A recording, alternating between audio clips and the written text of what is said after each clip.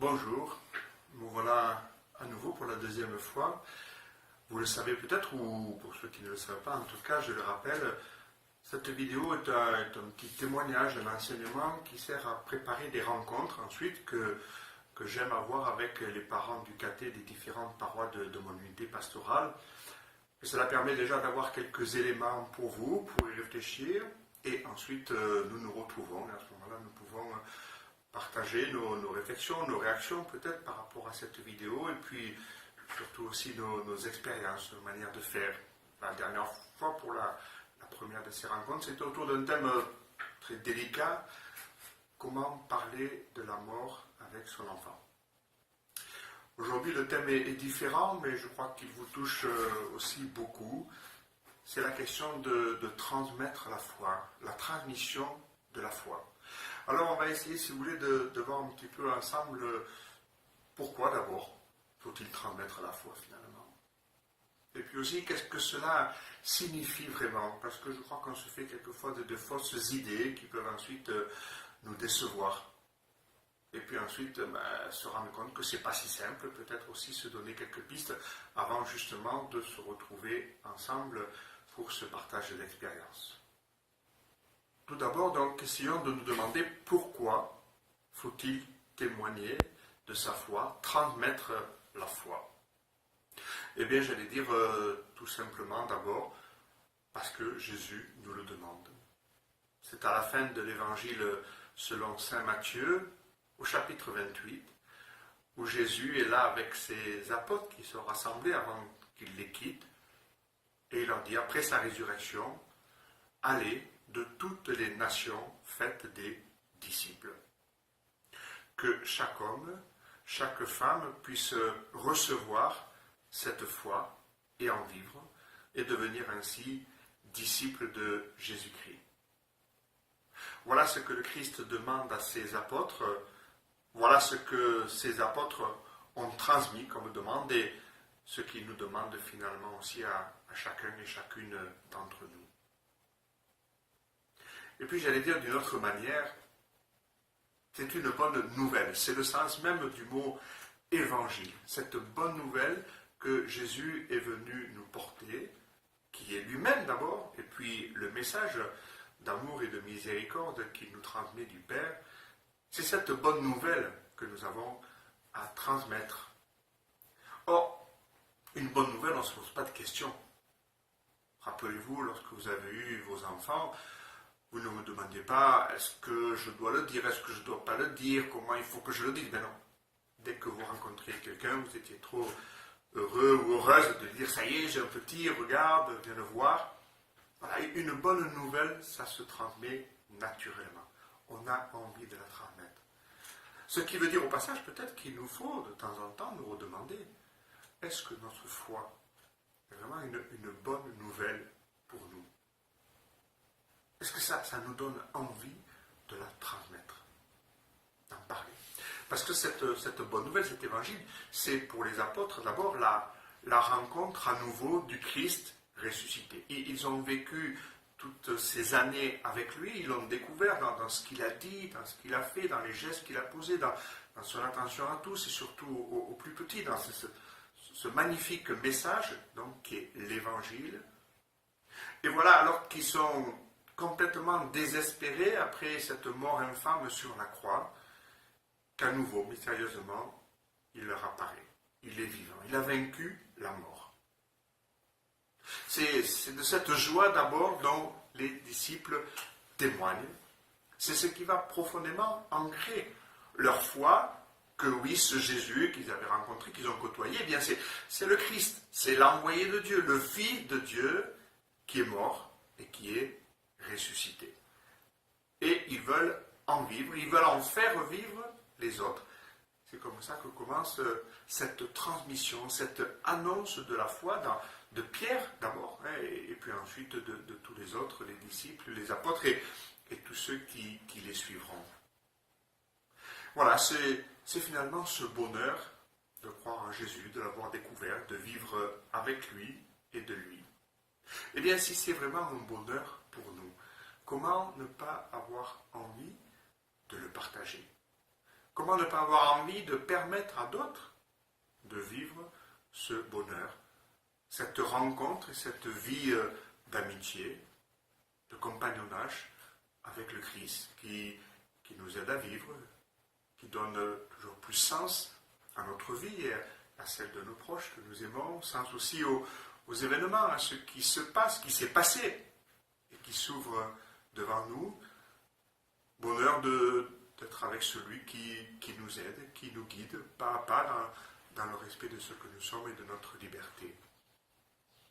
Voilà peut-être quelques raisons pour lesquelles nous avons le devoir et surtout l'envie de transmettre cette foi, mais il y en a certainement d'autres que nous portons aussi dans nos cœurs. Alors d'abord, si vous voulez bien, interrogeons-nous sur ce que signifie transmettre la foi. Alors si vous voulez bien, interrogeons-nous d'abord sur ce que peut signifier transmettre la foi. À vrai dire, je ne veux pas vous décevoir, mais ma conviction profonde, c'est que ce n'est pas nous qui transmettons la foi. La foi, en fait, elle est transmise par le baptême. Parce qu'elle est un don de Dieu, d'abord.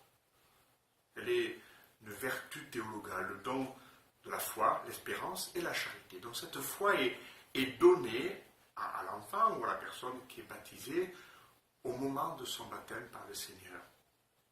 Cette foi, elle est cette capacité de connaître Dieu, de le découvrir, de l'accueillir. Parce que l'Église nous dit, si Dieu ne se donne pas, nous ne pouvons pas le recevoir. Donc, la foi, c'est d'abord Dieu qui se donne à chacun de nous, qui veut se donner. C'est un peu comme la première moitié, quoi. L'autre moitié étant bien sûr notre adhésion. C'est pour ça que des fois, en rigolant, je dis aux gens, oh, vous savez, vous me dites que vous avez perdu la foi, mais au maximum, vous n'avez perdu que la moitié.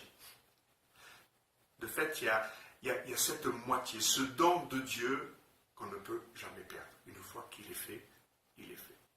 Et donc, c'est ce que nous transmet le baptême, nous transmet finalement le prêtre qui célèbre ce baptême. Donc, c'est vraiment là. Mais c'est vrai qu'on a quand même toujours ce sentiment, cette expression, notre rôle à nous dans la transmission, ce qui est vrai d'ailleurs dans le baptême. Au moment du baptême, pour un enfant, pour un bébé, les parents s'engagent à éduquer cette foi de l'enfant. Sur notre paroisse, par exemple, il y a aussi des groupes d'éveil de la foi. Ça ne se fait pas tout seul. Bien sûr qu'il y a un engagement, mais non pas un engagement pour transmettre, mais un engagement pour éveiller cette foi qui a été transmise. Alors c'est peut-être un peu de cela dont il nous faut parler. Il y a quelques années, j'étais avec l'évêque, on avait une rencontre avec des paroissiens dans une paroisse et on parlait de cette question. Et c'est un monsieur un peu âgé, un papy, qui disait, ben voilà, pour nos petits-enfants, on est triste parce qu'on a l'impression qu'ils n'ont pas la foi, ils n'ont pas été baptisés en tout cas.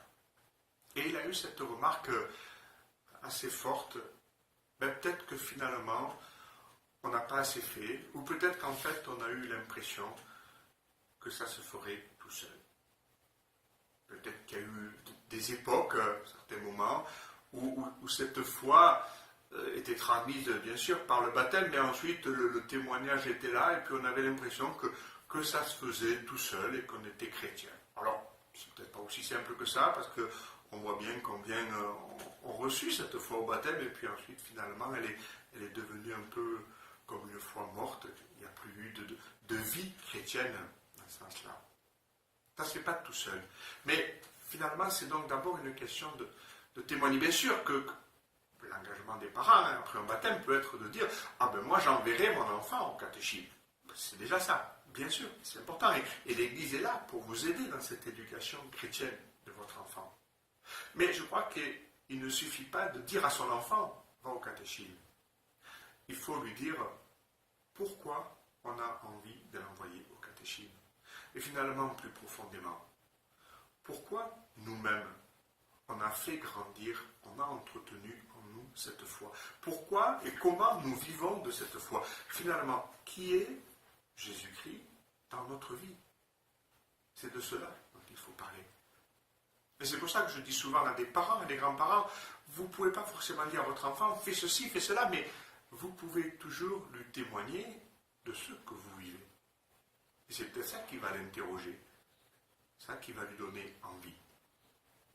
On sait bien que ce témoignage de la foi, c'est peut-être de cela dont il faudrait parler, il est dans toute notre vie. Il est par nos paroles, bien sûr. Il y a des paroles à dire, il y a un témoignage à donner, il y a un contenu de la foi, c'est ce que fait aussi la catéchèse et l'éveil de la foi, parce que tout ne vient pas de nous. Voilà, ce n'est pas qu'un sentiment.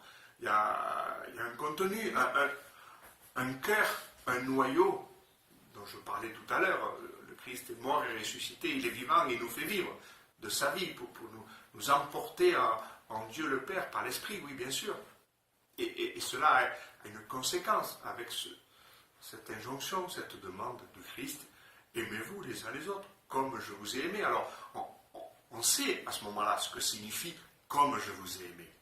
Oui, bien sûr. Il y a un contenu fort. Il y a cela dont il faut témoigner. Mais on sait que si c'est à travers nos paroles, c'est aussi à travers nos actes, à travers toute notre vie. Notre foi ne peut pas se contenter de simplement quelques formules que l'on redirait, même peut-être rabâcherait ou répéterait parce qu'on nous les a dites quand on était petit. Non, ce n'est pas cela. C'est témoigner de toute notre vie. Je me rappelle par exemple une fois une rencontre avec un enfant qui se préparait à la première communion et puis son papa qui était venu. Alors je disais à cet enfant, c'est dans le cadre de cette préparation à la première communion, il serait important de participer à la messe. Tu vas découvrir petit à petit ce que c'est. Et puis son papa a voulu renchérir en disant, mais oui, hein, ça c'est important ce que dit le prêtre, hein, et la messe aussi c'est important, il faudra que tu y ailles. Et je me rappelle toujours cette petite fille qui d'un seul coup se retourne vers son père et lui demande tout simplement, mais papa, si c'est important, pourquoi est-ce que toi tu n'y vas pas? Ah oui, la question qui tue. Alors le papa a essayé de se récupérer, il s'est tourné vers moi un peu implorant en disant oui père, qu'est-ce que vous en pensez? Et je lui ai dit, je pense que c'est une bonne question et que vous devriez y répondre. Bon, c'était peut-être pas très sympa pour le papa à ce moment-là parce qu'il était un peu perdu, mais je voulais lui dire ça. Je voulais lui dire que là, ils étaient en train de toucher le cœur du message, le cœur de la démarche, et que du coup, finalement, c'est son enfant qui le poussait à s'interroger lui-même sur sa propre foi. Voilà, là, je crois qu'on commence à être un peu dans ce qu'on peut appeler le témoignage de sa foi. Vous voyez, on peut en témoigner, on peut donner envie de vivre cette foi, de vivre de cette foi, de vivre du Christ. Ce n'est pas nous qui le transmettons, une espèce, un peu comme on transmet un paquet que l'on a reçu et qu'on nous a demandé de donner à quelqu'un. Même si on n'a pas ouvert ce paquet, on peut le donner à quelqu'un et dire, voilà, tiens, il y a une tête qui m'a dit de te donner ça, je te le donne et puis voilà. Mais ça ne peut pas être comme ça avec la foi. Ce paquet, il faut qu'on l'ait ouvert. Et cette foi, qu'on cela soit approprié. Et du coup, ce n'est pas notre foi que nous allons transmettre. C'est la foi de l'Église qui a été transmise à votre enfant, à cet enfant, à ces catéchumènes. Et à ce moment-là, simplement, nous pouvons témoigner de la manière dont elle nous fait vivre, dont nous essayons nous-mêmes d'en vivre. Transmettre la foi, donc, non, ce n'est pas notre rôle, mais en témoigner, et témoigner finalement de notre vie avec le Christ. Une vie qui n'est pas que Jésus et moi et Jésus. Et c'est là aussi le rôle de l'importance de la communauté. Pourquoi? Parce qu'il y a plusieurs manières de vivre, d'exprimer cette foi. Et donc c'est important aussi que la communauté soit là. D'autres ont d'autres manières, et pour vos enfants, c'est important aussi qu'ils voient différentes manières de vivre cette foi. Certains sont plus sensibles à la dimension de prière ou de démarche de pèlerinage.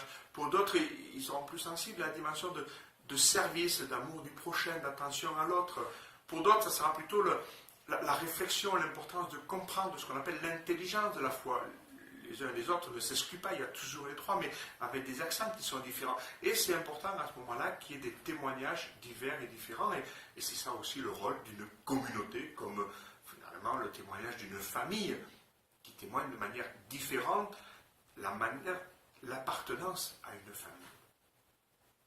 Oui, donc pour finir, se dire que finalement, reconnaître que ce n'est pas si simple, non pas de transmettre la foi, mais même de témoigner de notre foi. En tout cas, faire grandir, permettre que grandisse la foi dans le cœur de votre enfant, ce n'est pas automatique. Il y a des fois, on a l'impression que ça se passe bien, des moments, des périodes dans la vie où ça a l'air d'aller tout seul, et puis d'autres où ça devient difficile. Ou peut-être dans une même famille, ça va aller simplement avec l'un et pas avec l'autre. Mais ça veut dire aussi qu'il y a le mystère de notre liberté. Il y a le mystère de notre liberté. Et le Christ lui-même a rencontré. Lui, le Christ, alors que s'il y avait bien quelqu'un qui pouvait transmettre et témoigner de la foi, c'était lui. Il a rencontré des personnes qui n'ont pas cru à son message, qui n'y ont pas adhéré, qui ont refusé de croire. Ben oui, le Christ les a respectés. Et puis, surtout dans une famille, avec vos enfants, il peut y avoir des moments où l'enfant se rebelle un petit peu, ou se raconte pour telle ou telle raison.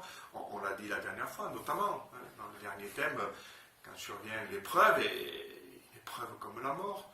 Ça peut être la mort de son petit oiseau, ou de son chat, ou peut-être la mort d'un proche, d'un pépé, d'un mémé, ou même plus dramatique, d'un plus proche encore. Voilà des moments où on a l'impression que tout bascule. Où on a des fois l'impression de perdre, comme je disais tout à l'heure, cette partie de la foi qui est notre adhésion.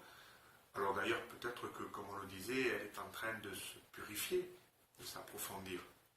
Cette fois, c'est un chemin. Il faut accepter qu'il y a des hauts, il y a des bas. C'est un chemin où il faut essayer d'avancer, de ne pas avancer seul, je l'ai dit, d'avancer avec les autres, de nous soutenir. Témoigner de la foi, c'est cela aussi, soutenir les autres.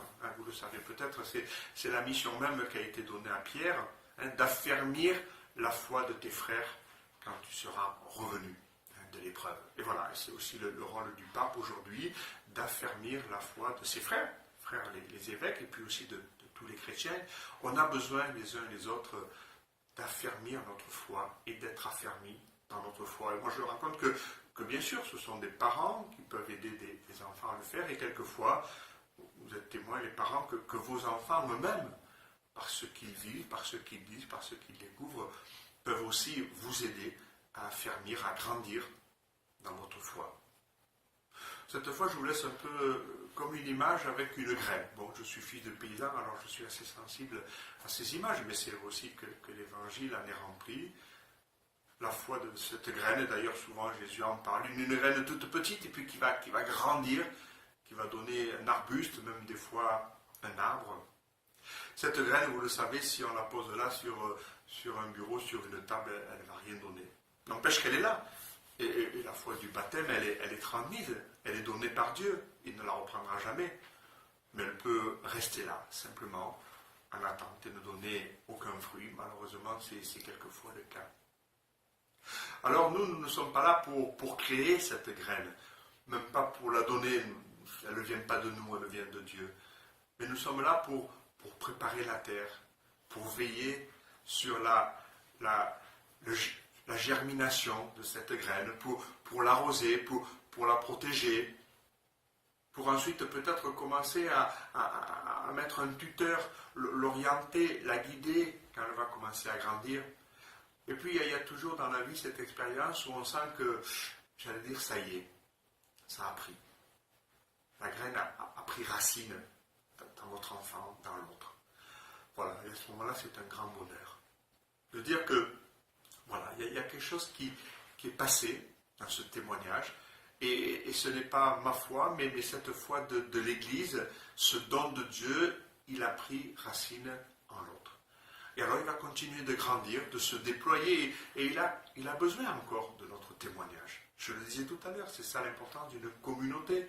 On se soutient sans cesse les uns les autres, et il n'y a jamais un moment où ça s'arrête. On a toujours besoin des autres. Voilà, et bien c'est peut-être ça un peu aussi le sens de la rencontre que nous allons avoir bientôt. Donc je vous le rappelle, ce sera mardi le 26 mars, donc c'est en soirée, entre 18h30 et 20h, pour ceux que ça arrange, ou pour ceux qui ne peuvent pas à ce créneau, une autre possibilité est donnée le samedi 30 mars, juste après. À ce moment-là, c'est de 10h à 11h30, juste avant midi.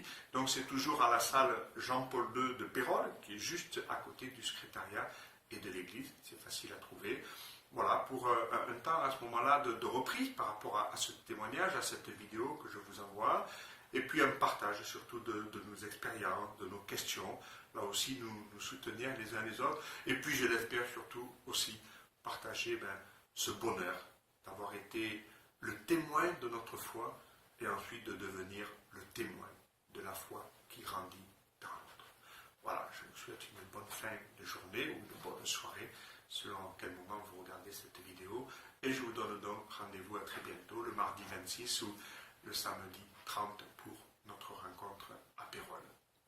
Merci de votre attention et donc à très très bientôt. Au revoir.